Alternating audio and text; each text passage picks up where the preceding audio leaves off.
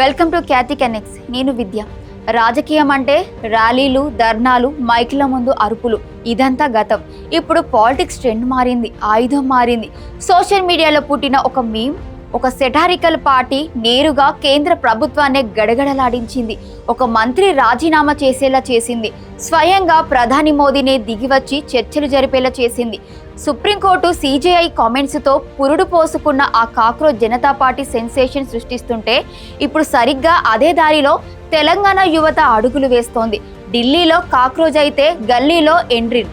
అసలు endrin party అంటే ఏంటి? దానికి రేవంత్ రెడ్డి ఎలా ఫౌండర్ అయ్యారు? సిజేపీ లాగే టీఈపీ కూడా సునామీ సృష్టించబోతుందా అనేది ఇవాళ పాయింట్ ఆఫ్ వ్యూలో చూద్దాం.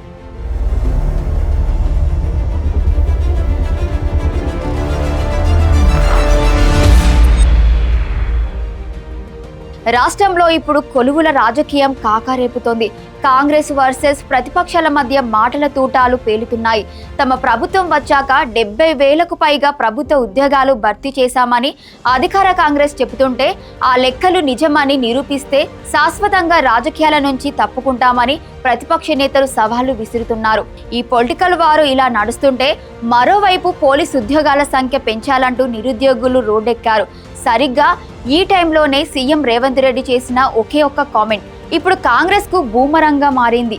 ఆందోళనకారులను ఉద్దేశించి ఎంట్రీని తాగి చావండి అంటూ సీఎం అన్నారంటూ నిరుద్యోగులు, ప్రతిపక్ష పార్టీలు తీవ్ర స్థాయిలో మండిపడుతున్నాయి. ఉద్యోగాలు అడిగితే ఎంట్రీని తాగమంటావా అంటూ యువత రగిలిపోతోంది. ఇదే ఇప్పుడు ఒక సరికొత్త పొలిటికల్ అస్త్రానికి పునాది వేసింది. నిరుద్యోగుల ఆగ్రహం ఇప్పుడు సోషల్ మీడియాలో సెటారికల్ పార్టీగా అవతరించింది. ఏబీవీపీ నేత ఝాన్సీ ఎక్స్ వేదికగా చేసిన పోస్ట్ ఇప్పుడు వైరల్ గా మారింది. సీఎం వ్యాఖ్యలకు కౌంటర్ గా తెలంగాణ ఎండ్రిన్ పార్టీని అనౌన్స్ చేశారేమో. పార్టీ పేరు ప్రకటించడమే కాదు, ఏకంగా ఒక పార్టీ జెండాను సైతం డిజైన్ చేసి వదిలారు. దానికి వ్యవస్థాపకులు సాక్షాత్తు రాష్ట్ర ముఖ్యమంత్రి రేవంత్ రెడ్డి అంటూ వేసిన సెటైర్ ఇప్పుడు ఇంటర్నెట్ ను షేక్ చేస్తుంది. ప్రతిపక్షాలు ఈ ఎండ్రిన్ పార్టీ ట్రెండ్ ను తమకు ఆయుధంగా మలుచుకొని కాంగ్రెస్ పైకి సోషల్ మీడియా బాణాలు వదులుతున్నాయి. చూసారుగా పాలిటిక్స్ ఎలా టర్ను తీసుకుంటున్నాయో. మొదట్లో సిజేపీని కూడా అంతే అలాగే సోషల్ మీడియా జోక్ అనుకున్నారు. కానీ ఆ బొద్దింక చేసిన రచ్చకు ఏకంగా కేంద్ర ప్రభుత్వమే వణికిపోయింది. జాతీయ స్థాయిలో యూత్ పవర్ ఏంటో చూపించింది. మరి ఇప్పుడు తెలంగాణలో పుట్టుకొచ్చిన ఈ ఎండ్రింగ్ పార్టీ కేవలం ట్విట్టర్ మీమ్స్ కి పరిమితం అవుతుందా, లేక సిజేపీ తరహాలో నిరుద్యోగులందరినీ ఏకం చేసి కాంగ్రెస్ సర్కారుకు చెమటలు పట్టిస్తుందా? ముఖ్యమంత్రి చేసిన ఆ ఒక్క కామెంట్ ఇప్పుడు సోషల్ మీడియాలో దావానలంలా వ్యాప్తిస్తుంది.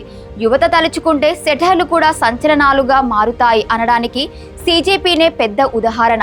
మరి ఈ తెలంగాణ ఎండ్రిన్ పార్టీ మున్ముందు ఎలాంటి ముందడుగు వేస్తుందో, ప్రభుత్వానికి ఇంకెన్ని నిద్రలేని రాత్రులు మిగులుస్తుందో చూడాలి.